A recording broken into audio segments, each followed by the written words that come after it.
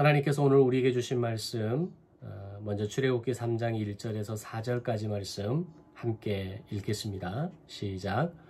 모세가 그의 장인 미디안 제사장 이드로의 양떼를 치더니 그 떼를 광야 서쪽으로 인도하여 하나님의 산 호렙에 이르매 여호와의 사자가 떨기나무 가운데로부터 나오는 불꽃 안에서 그에게 나타나시니라. 그가 보니 떨기나무에 불이 붙었으나 그 떨기나무가 사라지지 아니하는지라. 이에 모세가 이르되 내가 돌이켜 가서 이 큰 광경을 보리라. 떨기나무가 어찌하여 타지 아니하는고 하니 그때에 여호와께서 그가 보려고 돌이켜 오는 것을 보신지라. 하나님이 떨기나무 가운데에서 그를 불러 이르시되 모세야 모세야 하시매 그가 이르되 내가 여기 있나이다. 아멘. 출애굽기 8장 8절 말씀 같이 읽겠습니다. 시작. 바로가 모세와 아론을 불러 이르되 여호와께 구하여 나와 내 백성에게서 개구리를 떠나게 하라. 내가 이 백성을 보내리니 그들이 여호와께 제사를 드릴 것이니라. 아멘. 출애굽기 11장 1절에서 3절까지 말씀입니다. 시작. 여호와께서 모세에게 이르시기를 내가 이제 한 가지 재앙을 바로와 애굽에 내린 후에야 그가 너희를 여기서 내보내리라. 그가 너희를 내보낼 때에는 여기서 반드시 다 쫓아내리니 백성에게 말하여 사람들에게 각기 이웃들에게 은금 패물을 구하게 하라 하시더니 여호와께서 그 백성으로 애굽 사람의 은혜를 받게 하셨고 또 그 사람 모세는 애굽 땅에 있는 바로의 신하와 백성의 눈에 아주 위대하게 보였더라. 아멘. 기도하겠습니다. 좋으신 하나님 감사합니다. 오늘도 거룩하고 아름다운 주일의 예배를 우리에게 허락하여 주시고 이 코로나19의 위기의 시기 가운데에서도 변함없이 우리의 예배의 자리를 지키고 함께 모여 예배할 수 없을 때에는 아름답고 소중한 가정의 거룩한 예배의 처소에서 예배하게 하시고 만나게 하시고 얼굴을 볼 수 있도록 특별한 방법들을 허락해 주셔서 감사합니다. 모일 수 없다는 것에만 우리가 집착하고 그것에만 우리의 마음이 무너지고 상하는 것이 아니라 어렵고 힘들 때 오늘 우리에게 실랏 같은 빗줄기 하나만 있어도 그 물 한 모금 목을 축이고 넘어갈 수 있는 생수 한 모금만 있어도 우리의 인생에 빛이 들어오고 우리의 목마름이 해결되듯이 오늘 이 시간 우리의 예배가 실랏 같은 한 줄기 빛이 되게 하시고 생수의 한 모금 같은 예배가 되게 하여 주옵소서. 특별히 주일 아침 한 모 교회의 확진자 소식으로 마음이 무겁습니다.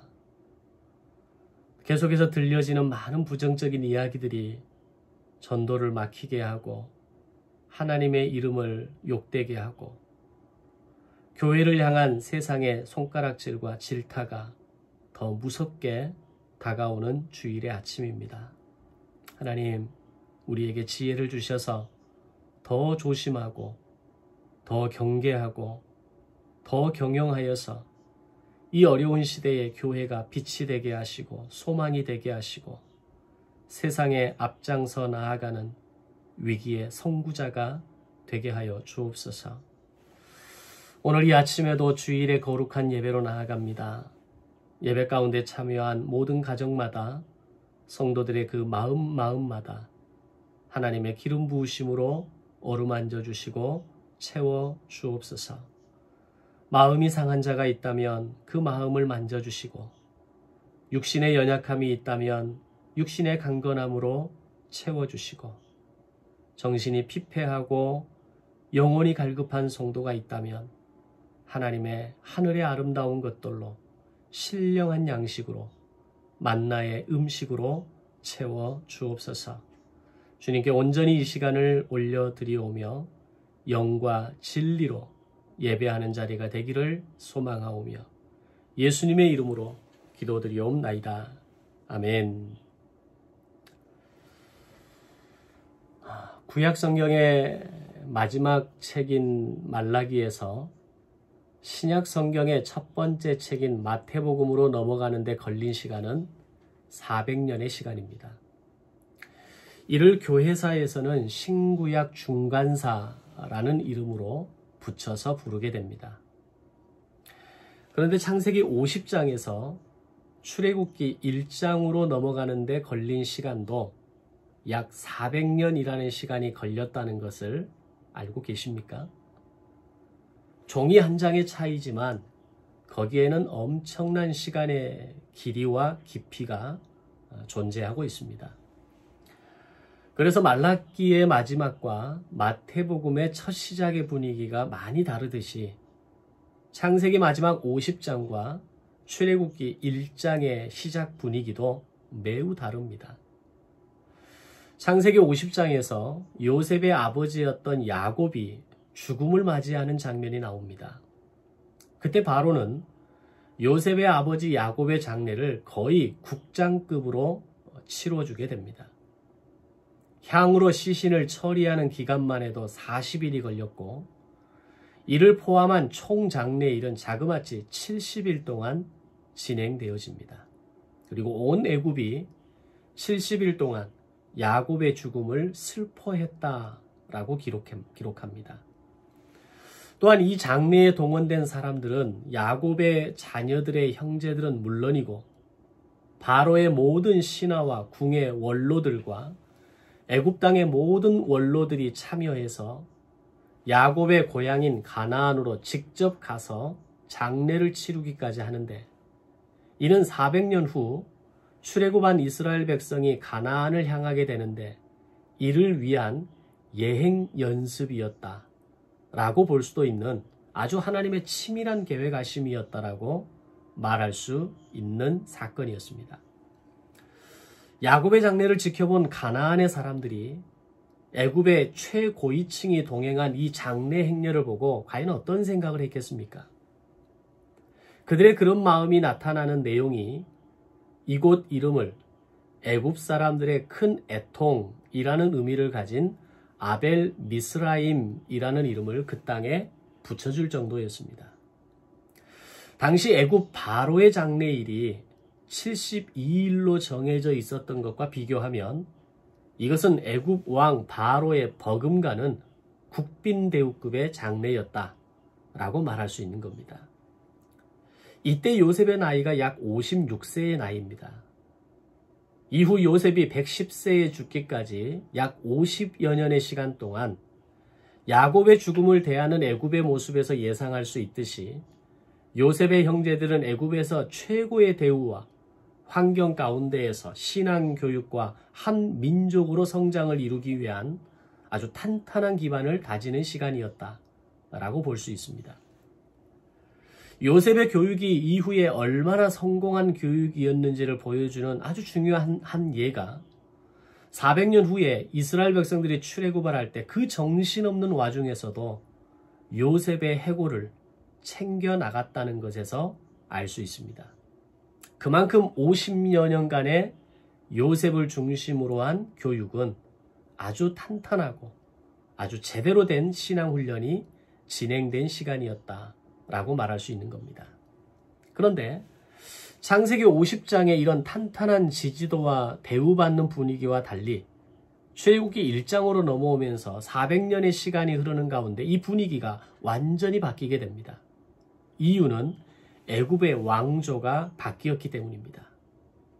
모세는 이를 요셉을 알지 못하는 왕이라는 은유적 표현을 사용하지만 엄밀히 말하면 요셉이 죽고 요셉의 때의 애굽의 왕조였던 힉소스 왕조가 무너지고 새로운 왕조가 세워지면서 나라의 분위기가 완전히 바뀌었음을 의미하는 말이었습니다. 이렇게 왕조가 바뀌면서 요셉을 알지 못하는 새로운 왕조가 등장하게 되고 좀 더 정확하게 말하면 이전 왕조를 무너뜨리고 새롭게 세워진 왕조가 가장 지우고 싶었던 역사는 뭐였겠습니까? 7년 대풍년과 7년 대흉년을 바로 국가 비상 시스템을 가동해서 성공적으로 통과했던 바로 그 치적을 지우고 싶었을 것이고 그 치적의 중심에 있었던 최고 공신이었던 요셉을 가장 먼저 지워버리고 싶었을 겁니다. 결국 새롭게 세워진 애굽의 왕조는 요셉의 후손들을 노예로 삼고 가혹한 정책들을 통해서 이스라엘의 뿌리를 완전히 뽑아버리려고 합니다. 그 대표적인 정책들이 가혹한 노동과 산파들을 통한 영아 살해 명령, 그리고 그것으로도 해결이 안 되니까 최고의 잔인한 정책으로 히브리 남자아이들은 무조건 태어나면 나일강에 던져 죽이게 하는 것이었습니다. 그러나 이런 무섭고 살벌하고 비참한 상황에서도 이스라엘은 야곱의 70명의 가족에서 400년 만에 장정만 60만 명, 전체로 하면 거의 200에서 300만으로 추정하는 한 민족으로 성장하게 되는데 바로 그때 모세라는 한 인물이 등장하게 되어집니다. 이렇게 입애굽과 출애굽의 시간을 이해해보면 출애굽 1장의 이야기는 어느 날 갑자기 툭 튀어나오는 이야기가 아니라 400년의 우여곡절의 시간을 품고 만들어진 시간이라는 것과 더 나아가서 500년 전에 아브라함에게 약속하셨던 네 몸에서 난 후손으로 말미암아 한 민족을 이루시겠다는 그 하나님의 약속의 말씀이 아브라함과 이삭과 야곱을 거쳐 그리고 지난주 함께 말씀드렸던 야곱의 꿈을 통해서 내가 애굽에서 그 약속을 이루시겠다는 그 말씀을 통해서 애굽으로 내려가라 말씀하셨던 그 말씀의 결과가 바로 출애굽기 1장 이하의 말씀이 되는 것입니다. 게다가 이스라엘 백성이 가나안에서 애굽으로 들어가는 내용이 창세기 37장부터 50장까지의 분량이라는 것과 애굽에서 나오는 이야기도 출애굽기 1장에서 18장까지의 적지 않은 분량으로 기록된 것을 볼 때 입애굽의 과정과 출애굽의 모든 과정이 아주 탄탄한 바탕과 계획 가운데에서 진행되었으며 그것은 하나님의 완벽한 스토리라는 것을 말해주고 있다라는 겁니다. 그리고 이 모든 상황을 완벽하게 준비하시고 가장 정확한 타이밍에 오늘 첫 번째 본문 출애굽기 3장에서와 같이 하나님께서 모세를 호렙산 떨기나무로 부르셨습니다. 그리고 모세를 향해서 하신 말씀은 너무나 뜻밖게도 한때 모세가 품었던 히브리 민족의 해방을 위해서 이제 네가 가라는 말씀이었습니다.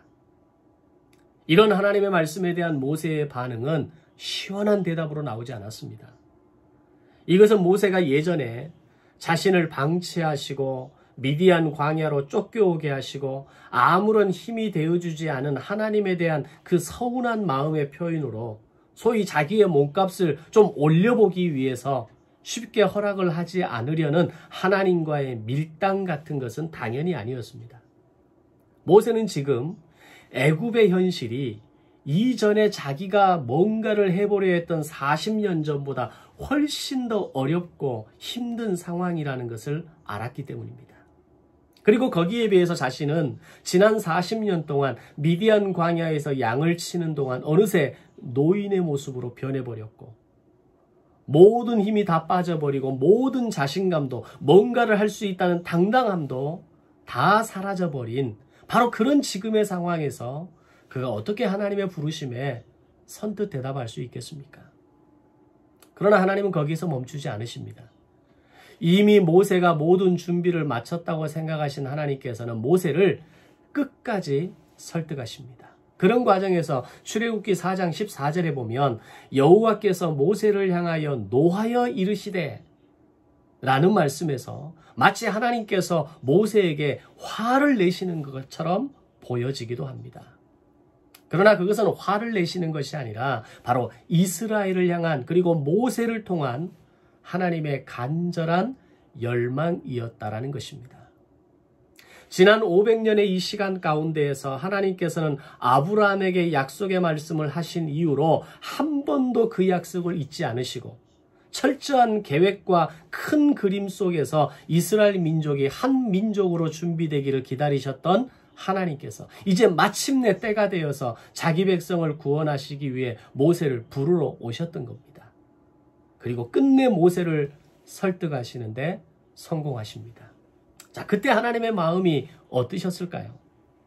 모세가 할 수 있다고, 뭔가를 해보겠다고 자신감으로 나왔을 때는 아직 준비가 되지 않았다고 생각을 하셨는데, 지금 모든 준비를 마쳤음에도 불구하고 나는 할 수 없습니다, 나는 아무것도 아닙니다 라고 말하는 모세를 마침내 설득하셔서 애굽으로 보내시게 될 때 하나님의 마음은 참 기쁘셨을 것입니다. 하나님이 우리를 부르시는 방법도 동일합니다. 내가 뭔가 할 수 있다고, 내가 그럴 만한 힘과 자격이 있다고 말할 때가 아닌, 내가 아무런 힘도 자격도 이제는 그럴 수 있는 자신감도 없다고 생각할 때 하나님은 비로소 움직이기 시작하시고 나를 부르셔서 당신의 구속사의 한 페이지에 우리를 끼워 놓으시는 것입니다. 자, 그러기 위해서 가장 중요한 것은 힘을 빼고 나 자신을 내려놓는 것입니다. 그리고 나를 부르시는 그날까지 나의 실력과 나의 내공, 영적인 실력과 말씀의 내공을 쌓아가는 것이 바로 내가 할 수 있는 전부라는 것입니다. 자, 그런데 여기서 한 가지 더 중요한 메시지가 있습니다. 이렇게 설득된 모세 역시 이후에 그의 40년 인생을 들여다보면 끊임없이 다른 사람들을 설득하며 인생을 살아가게 된다는 사실입니다. 먼저 애굽으로 간 모세는 바로와 6개월의 협상 과정을 통해서도 그를 설득하는 모습이 아주 긴장감 있게 진행되는 것을 시작으로 광야에서 이스라엘 백성들이 끊임없이 불평불만을 입에 달고 살고 조금만 상황이 달라지거나 힘들어지면 거침없이 리턴 애굽을 외치는 이스라엘을 모세는 설득하며 살아갔다라는 겁니다. 마치 하나님이 자신을 끝까지 포기하지 않고 설득시키셔서 애굽으로 보내셨던 것처럼 6개월의 시간 동안 바로와도 40년 동안 이스라엘 백성과도 설득의 열정과 마음을 포기하지 않았던 겁니다. 바로 그 설득을 하나님에게서 배웠기 때문입니다. 이것이 바로 목자의 마음이고 아비의 마음입니다. 한 사람의 성도가 나에게 붙여주신 한 영혼이 단번에 변화되고 한순간에 성숙과 성장으로 나아가는 법은 없습니다. 오늘 나의 자녀가 부모의 기대와 소망대로 하룻밤 사이에 부모를 만족시킬 수 있는 만큼 쑥 자라는 법은 없습니다. 설득하고 기다리고 다시 설득하고 기다리면서 가는 것이 목자의 마음이고 부모의 마음이어야 한다는 것을 개척 10년이 지나고 나니 이제야 그것을 조금 알게 되는 것 같습니다. 모세는 이것을 40년 동안 미디안 광야에서 훈련함으로 비워내고 내려놓고 마침내 하나님의 주권 외에는 아무것도 남아있지 않는 진정한 지도자로 만들어지게 된 것입니다. 바로 그 증거가 애굽의 바로왕 앞에서 광야의 이스라엘 백성 앞에서 40년의 시간 동안 충분히 그 모습을 드러나게 되어집니다. 그래도 우리에게 희망이 있는 것은 바로 모세가 앞서 걸어간 이 모습에 이 모델링이 있기에 우리는 그 모습을 바라보고 따라가면 되는 것이고 궁극적으로는 예수 그리스도에게서 말씀을 통해서 온유와 겸손을 배우고 본받아갈 수 있다는 것입니다. 자, 드디어 모세는 바로 앞에 섭니다. 출애굽기 5장에서 10장까지의 말씀은 출애굽을 위한 모세와 바로의 피말리는 협상 과정이 담겨 있습니다. 사실 이미 바로가 이스라엘을 쉽게 놔주지 않을 것이라는 것을 하나님은 아셨습니다. 그리고 모세에게도 출애굽기 3장 20절의 말씀을 통해서 내 손을 들어 여러 가지 이적으로 그 나라를 친 후에야 그가 너희를 보낼 것이라고 미리 알려주셨습니다. 왜 미리 알려주셨을까요? 그 시간은 결코 쓸데없이 힘을 빼는 의미 없는 시간이 아니라 그 시간을 통해서 애굽에게는 하나님의 하나님 되심을 드러내는 시간이고 그 기적을 통해 이스라엘에게는 하나님을 체험하는 시간이 될 것이라는 것을 말씀하기 위함이었습니다. 자, 실제로 우리가 잘 아는 대로 하나님의 말씀대로 모세와 바로의 협상은 단번에 이루어지지 않았습니다. 이 모든 기간이 6개월이라는 시간을 걸쳐서 총 9번의 과정으로 이루어집니다. 근데 여기서 중요한 단어는 바로 협상이라는 단어입니다. 협상은 어떤 관계에서 이루어지는 겁니까?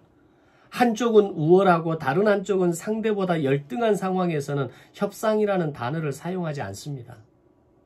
서로가 싸움이 될 만하고 상대를 제압할 수 있는 카드를 양쪽에서 내놓을 만할 때 협상이라는 단어를 사용할 수 있는 겁니다. 자, 그렇다면 모세가 당시 제국을 꿈꾸면서 최고의 전성기를 달려가는 애굽의 바로 앞에 내놓을 수 있는 카드는 무엇이겠습니까?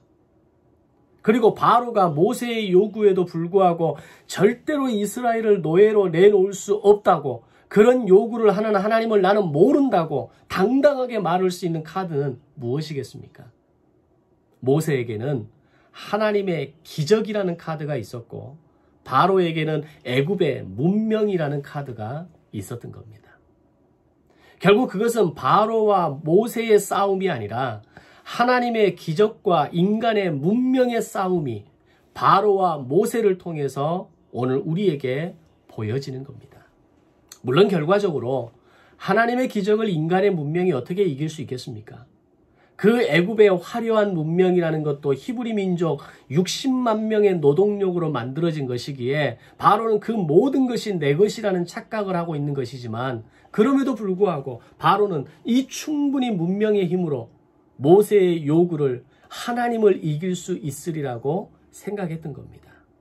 그리고 어떤 손실을 경험하더라도 나의 이 히브리 노예 노동력을 절대로 포기할 수 없다라고 생각했을 겁니다. 마치 인간이 어느 정도의 권력과 물질과 부를 이루었을 때, 그리고 그것을 붙잡기 위해서 달려갈 때 아무것도 주변에 보이지 않습니다. 심지어는 하나님도 보이지 않고 모든 것이 내 노력과 열심의 결과라고 생각하는 것처럼, 그리고 그것을 빼앗기지 않기 위해서 더 많은 것을 쌓아 올리기 위해서 몸부림치는 인생을 살듯이 바로도 결국 그런 인생을 살았던 겁니다. 건강에 자신할 수 있는 사람이 어디 있으며, 나의 미래를 자신 있게 보장할 수 있는 사람이 어디 있으며, 로또 대박을 맞을지라도 그 어마어마한 물질이 영원히 나의 것이라고 자신할 수 있는 사람이 어디 있겠습니까? 인간의 문명은 그런 겁니다. 이루었다 생각했던 것이, 꽉 움켜잡았다라고 생각했던 것이 한 줌의 모래로 사라지는 것이 문명입니다. 과거 세계의 4대 문명의 발상지였던 메소포타미아 문명, 이집트 문명, 황하 문명, 인더스 문명, 그리고 제국을 꿈꾸었던 이집트를 비롯해서 제국을 이루어냈던 아수르 제국, 바벨론 제국, 페르시아 제국, 헬라 제국, 로마 제국, 그들 가운데 현재까지 당당하게 이어오는 문명과 제국이 어디에 있습니까? 그 제국은 다 사라져버렸고 그 문명은 한 줌의 모래처럼 그렇게 무너지고 말았던 겁니다. 결국 제국은 결코 영원할 수 없으며 문명은 절대 하나님의 기적을 이길 수 없다는 것을 바로는 알아야 했던 겁니다. 오직 영원한 것은 하나님의 구원의 계획이시고 오직 하나님의 나라가 영원할 뿐인 것입니다. 당시 하나님의 기적과 이스라엘을 향한 하나님의 약속의 성취에 맞섰던 애굽의 문명도 그렇게 서서히 무너져가게 됩니다. 나일강의 강물이 피로 바뀌는 것을 시작으로 그 나일강에서 개구리가 올라와서 애굽의 온 땅을 채우고 그 소리와 죽은 개구리의 썩어가는 냄새로 애굽은 몸서리를 쳐야만 했습니다. 그들이 가진 기술로 새 우물을 찾고 파는 데는 성공해서 그래서 마치 하나님의 기적을 이긴 것처럼 보였지만 한때는 자신들에게 풍요의 상징이었던 이 개구리 신이 이제는 그들의 삶을 괴롭게 하는 도구가 되어버리는 상황을 만났을 때 바로는 속수무책이었습니다. 결국 바로는 하나님의 기적과 인간의 문명의 대결에서 2라운드를 제대로 치러낼 수 없는 모습에 불과했던 겁니다. 이런 상황에 직면하자 하나님을 모른다고 했던 바로가 출애굽기 8장 8절 오늘 두 번째 본문에서 모세를 불러 이렇게 이야기합니다. 여호와께 구하여 나와 내 백성에게서 개구리를 떠나게 하라. 내가 이 백성을 보내리니 그들이 여호와께 제사를 드릴 것이니라. 아멘. 출애굽기 5장 2절에서 나는 여호와를 알지 못한다라고 했던 바로가 하나님을 인정하는 데까지 오는 시간은 불과 두 번째 재앙이 고작이었습니다. 첫 번째 기세등등하게 새 우물을 파고 먹을 물을 해결하고 내가 기적을 이겼다라고 얘기했던 바로가 두 번째 개구리 재앙에서 무너져버린 겁니다. 결국 바로의 요청으로 개구리 재앙이 물러나긴 하지만 바로의 마음은 다시 완악해지고 히브리 민족을 내어줄 마음은 다시 사라져버리게 됩니다. 바로와 애굽 백성들은 히브리 민족을 노예로 부리면서 그들이 누렸던 그 수많은 혜택을 챙기고 있었기에 그것을 절대로 포기할 수 없었던 겁니다. 그것이 단지 바로의 마음만이었을까요? 80년 전에 모세가 출생할 당시에 히브리 민족에 대한 영아 살해 정책이 내려지는 그 무서운 상황 가운데에서도 성경 어디를 봐도 애굽 백성이 이를 반대함으로 이 무서운 정책이 철회되었다라는 기록이 없었다는 것은 바로도 애굽 백성도 아무런 문제의식 없이 이스라엘을 노예로 삼고 그들의 노동력을 착취하고 심지어는 그 어린아이의 목숨을 함부로 여겼다는 것을 의미하는 겁니다. 요즘 사회적으로 이슈가 되고 있는 아주 중요한 하나의 슬로건이 미안해라는 슬로건입니다. 어젯밤에도 그것이 알고 싶다 해서 이 부분에 대해서 집중적으로 다루고 있는 것을 잠깐 보는 시간이 있었습니다. 한 아이가 그 연약한 아이 몇 명이 폭행으로 인해서 아동폭력으로 인해서 숨져가는 그 상황에 대해서 많은 어머니들이 절규하고 그 상황을 가슴 아파하는 모습이 오늘 우리의 눈에 들어오게 됩니다. 그런데 당시에 모세를 비롯해서 수많은 아이들이 나일강에 던져지고 이스라엘 백성들의 그 자녀들이 죽임을 당하는 그 순간에 바로도 애굽 백성 그 누구도 그걸 막아내지 않았다라는 겁니다. 자, 그렇게 보면 하나님은 애굽의 바로와 모든 백성에게 이 모든 재앙을 경험하게 하시면서 그들의 과거의 모든 죄에 대한 무서운 징계를 통해서 벌하시고 책임을 물으시는 의미도 함께 있다라는 겁니다. 그것뿐입니까? 이어지는 세 번째, 네 번째 재앙인 2와 8이 재앙은 사람의 몸과 정신을 완전히 피폐하게 만드는 재앙이었을 겁니다. 급기야 다섯 번째 재앙인 악질이라는 재앙은 애굽의 재산에 막대한 손해를 끼치는 재앙으로 시작됩니다. 그런데 이 모든 과정이 진짜 하나님의 기적이라는 증거는 네 번째 8이 재앙을 시작으로 모든 재앙이 히브리 민족을 제외하고 그들이 살고 있는 고센 지역을 제외하고 내려졌다는 겁니다. 여섯 번째 재앙인 독종 재앙은 사람의 몸에 괴로움을 주는 재앙이었고 일곱 번째 우박 재앙도 애굽 전역에 내림으로 짐승과 사람은 물론 밭과 모든 채소와 들의 모든 나무를 상하게 함으로 한 해의 농사를 모두 망치게 하는 결과를 가져다주는 재앙이었습니다. 여덟 번째 재앙은 더 참혹합니다. 메뚜기 재앙은 우박 재앙 때 아직 자라지 않아 살아남아 있었던 밀과 쌀보리까지 완전히 상하게 함으로 애굽에는 더 이상 먹을 양식이 없을 정도로 완전히 떨어지게 됩니다. 그리고 아홉 번째 재앙인 흑암은 애굽 온 땅을 덮어서 애굽 사람들은 한 발자국도 움직일 수 없는 극도의 공포를 경험하게 되는데 이때에도 고센 지역은 예외였다는 겁니다. 이 6개월의 시간 동안 바로는 3번이나 고센 땅 상황을 확인하게 합니다. 그리고 자기들은 그 엄청난 고통과 손해를 경험할 때 이스라엘 백성들에게는 아무런 해와 고통이 미치지 않는다는 사실에 그는 두 손 두 발을 다 들어야 했습니다. 결국 애굽과 바로는 6개월 동안 애굽 전역에 내려진 9가지의 재앙으로 말미암아 철저하게 하나님이 누구신지 알아가게 됩니다.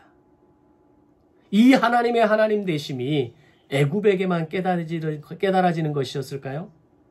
이 모든 상황을 함께 경험했던 세 번째 재앙까지의 경험과 애굽에만 내리기 시작했던 네 번째 재앙 이후의 상황을 지켜보면서 이스라엘은 살아계신 하나님의 기적과 자신들을 향한 500년 전 아브라함 조상에게 했던 그 약속이 지금 어떻게 이루어져 가는가를 직접 눈으로 목격하는 시간이 되었던 겁니다. 자, 그런데 이렇게 이스라엘 백성의 눈으로 보고 직접 경험하게 하시는 것이 왜 그렇게 중요한가 하라는 겁니다.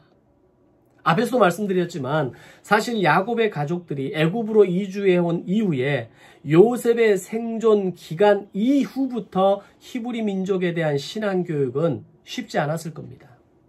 워낙 요셉 때에는 확실한 신앙교육과 그 약속의 교육이 있었기 때문에 400년 뒤 하나님께서 상기시켜 주셔서 요셉의 해골을 메고 나오긴 하지만 모세와 같은 특별한 가족을 제외하고 대부분의 이스라엘 백성들은 가혹한 노예로서의 노동의 삶과 자식이 눈앞에서 죽어가는 그 비참한 상황에서 어떻게 신앙교육이 제대로 이루어질 수 있었겠습니까?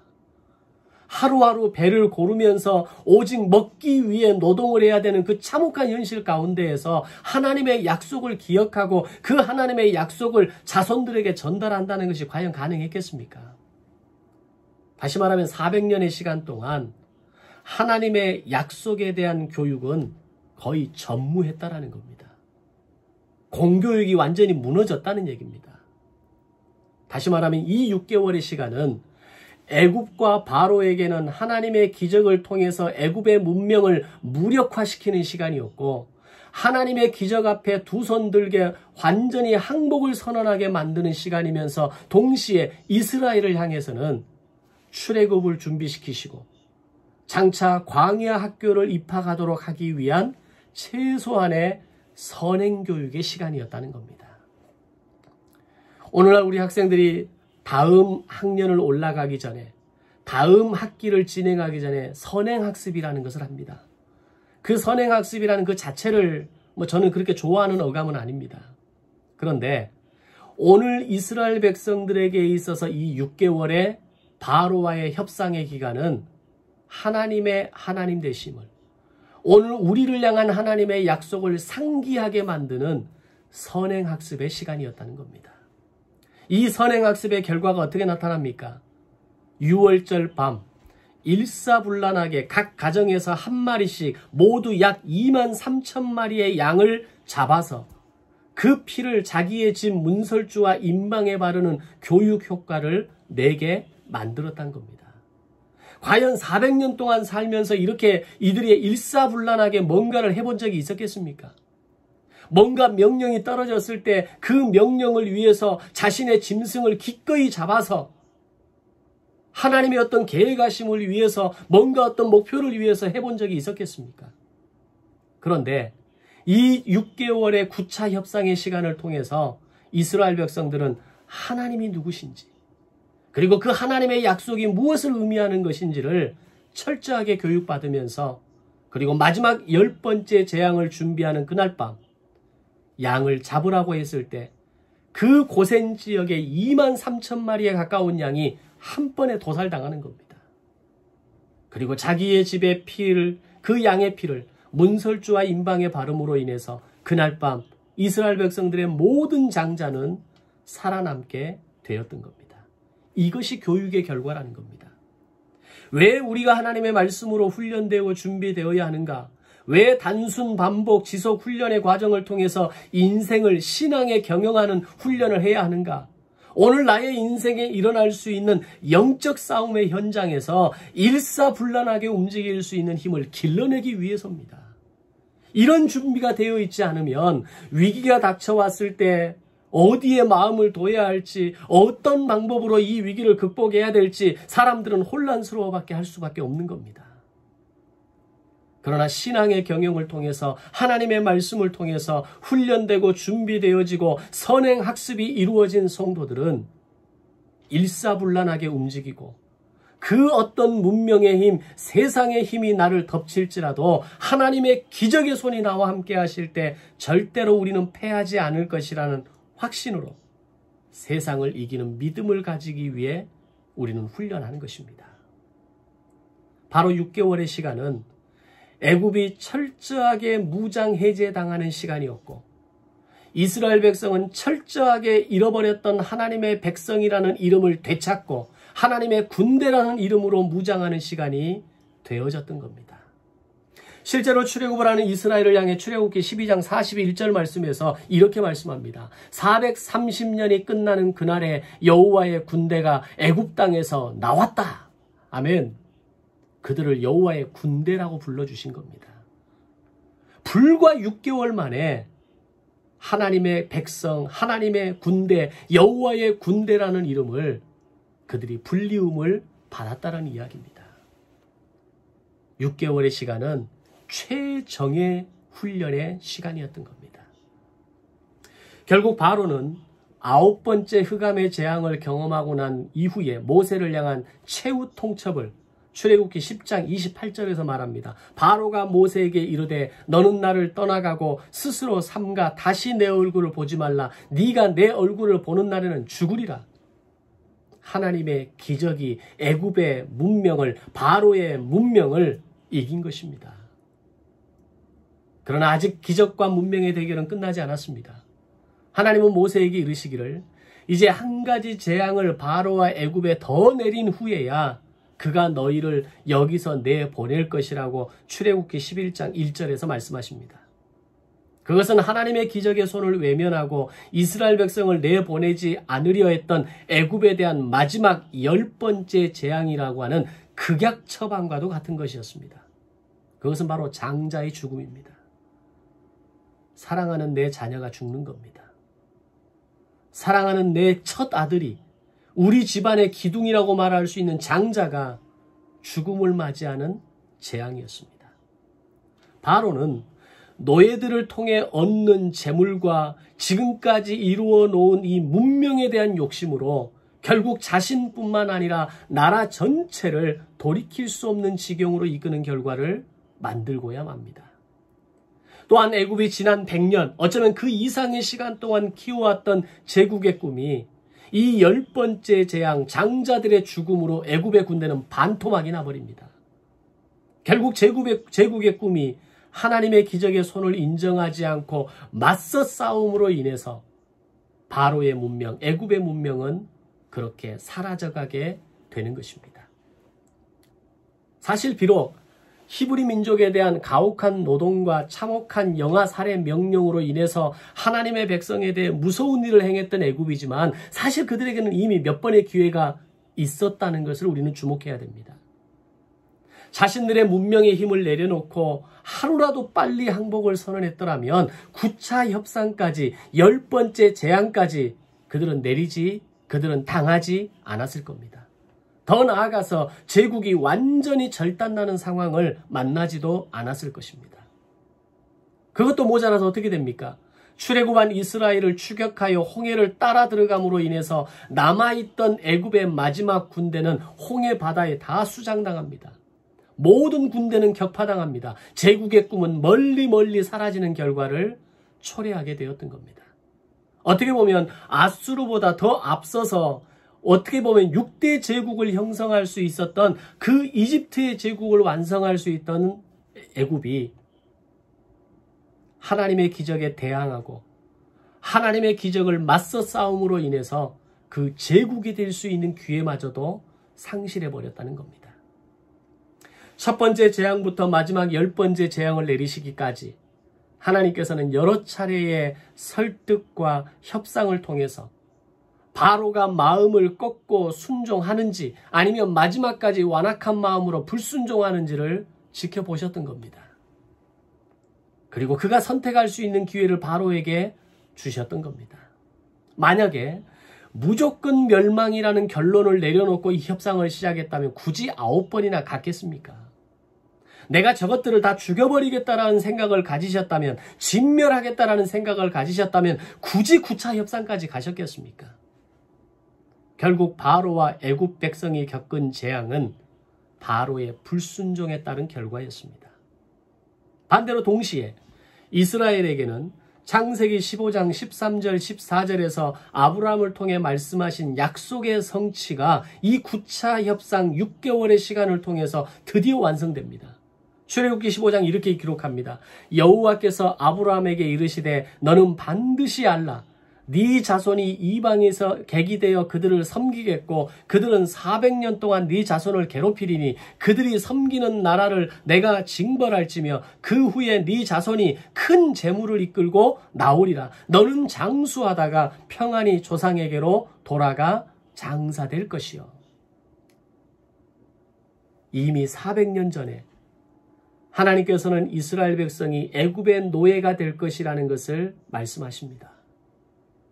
그리고 그곳에서 한 민족을 이루게 하시고 그리고 그곳에서 많은 재물을 가지고 출애굽하게 될 것이라는 것을 말씀하셨던 겁니다. 그리고 그들은 출애굽기 3장 21절 22절의 말씀처럼 애굽 사람에게서 옷과 은금 폐물과 필요한 것들을 다 챙겨서 나오게 됩니다. 하나님은 지난 400년의 노예 생활에 대한 대가를 잊지 않고 다 받고 나오게 하신 겁니다. 자기 백성을 위해서 마지막 하나까지 철저하게 챙기시고 철저하게 보호하시고 철저하게 약속을 지키시는 하나님을 우리는 보게 되는 것입니다. 세상은 거대해 보입니다. 문명은 화려해 보이고 세상의 문명은 재미있고 아름답고 때로는 멋있게 보이기까지 합니다. 심지어는 좋아 보이기도 합니다.